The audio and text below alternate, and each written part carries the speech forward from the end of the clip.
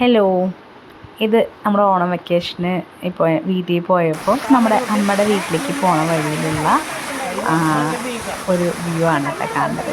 ചെറിയൊരു കാട്ടിൻ്റെ ഉള്ളിലൂടെ കയറിയിട്ട് വേണം എൻ്റെ അമ്മയുടെ വീട്ടിലേക്ക് പോവാൻ. അങ്ങനെ ചെറിയൊരു ഡാമുണ്ട്, അവിടെ ചെറിയൊരു വെള്ളച്ചാട്ടമുണ്ട്. അങ്ങനെ ഞങ്ങൾ ഇത് പൊന്നുവാണ്, പൊന്നുവിൻ്റെ ഫ്രണ്ട്സും അവളുടെ ഹസ്ബൻഡും വന്നപ്പോൾ ഞങ്ങൾ ചെറിയൊരു കാട്ടിലൂടെ ഒരു യാത്ര പോയതാണ്.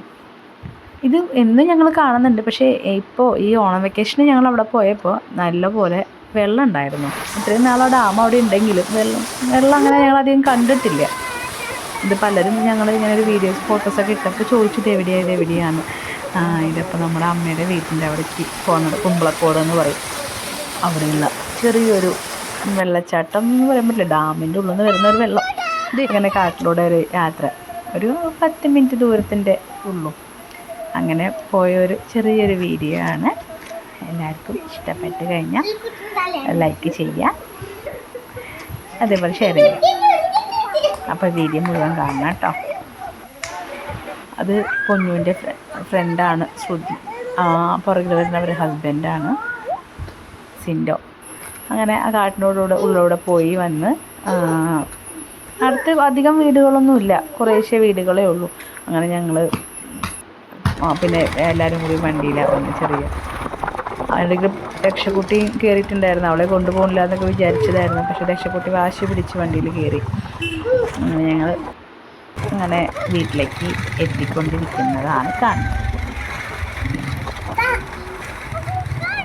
പൊന്നുമാണ് വീഡിയോസൊക്കെ എടുത്തിട്ടുണ്ടായിരുന്നത്.